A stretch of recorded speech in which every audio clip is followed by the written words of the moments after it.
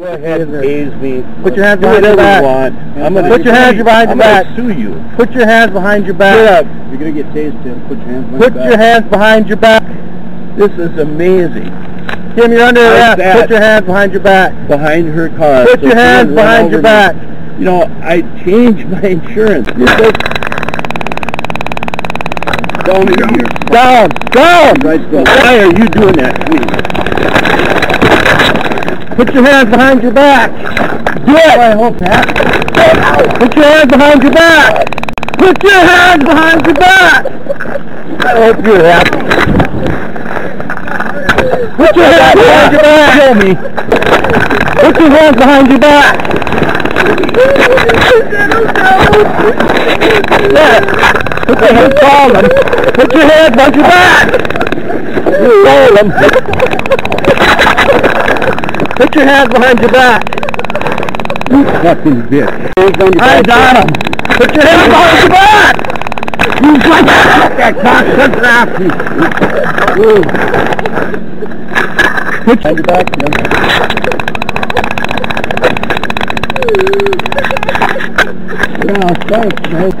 Put your hands behind your back.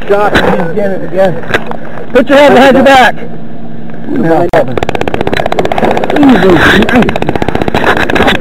Put your hands behind your back. Behind your back! Well, get it away from me. Put your hands behind your back. Put your hand behind your back. Put your hand behind your back.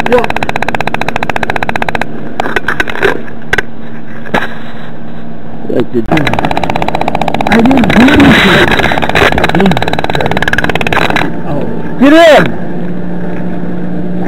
What are you? Get in the car! I did not do anything. Get in the car! In the car, Tim. We are now on the record at approximately 1:01 p.m. Today's date is September 8th, 2010. This is the deposition of Mr. Anthony Busa in the matter of Timothy Salisbury versus Itasca County Deputy Rob Johnson, individually and in his official capacity, Deputy A.J. Morse, individually and his official capacity. I patrolled the subway system then in New York, now since they have joined the NYPD, and I served as number 2 there for 3 years. And then after that, I applied for and was hired to be the chief of police of the Minneapolis Police Department, and I served there from 2/11/80 till 12/31/88.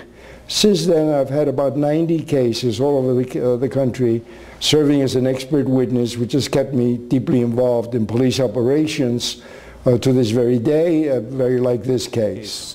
Mr. Busa, will you explain to the jury what the continuum of force is as it relates to arresting someone? The continuum of force relates to the police encountering a suspect and the suspect has committed a crime and they have probable cause and justification for the use of force, and then it becomes an escalating use sufficient to gain control of the prisoner to bring him to account for the whatever crime he may or she may have committed.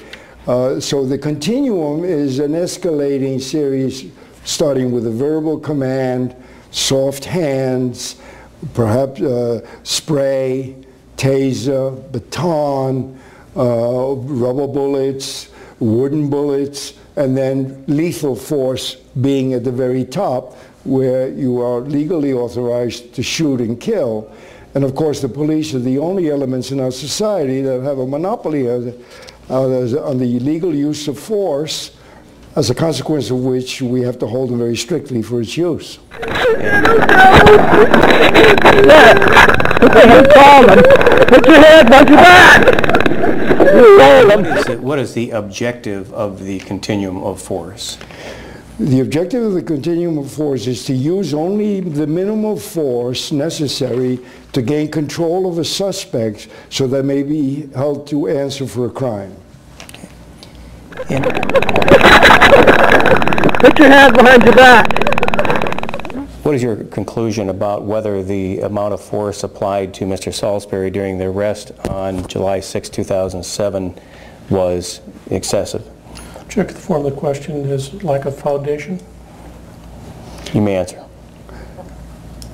First of all, you may only employ force when a crime has been committed in order to take control of a suspect. So no force could have been justified in this case. There was no danger, no weapon, no crime. So the use of force itself was wrong. The fact that the force took such a violent turn, tasering is a disabling process, it intended to disable and to cause the muscles to contract and disable the individual. Being kneed, taken to the ground, very tight handcuffs, pushed into the car, not only excessive, but completely unwarranted and unnecessary. So I would say the force was excessive, unnecessary, and unwarranted. Okay. Let's assume that there was probable cause for the officers to make an arrest.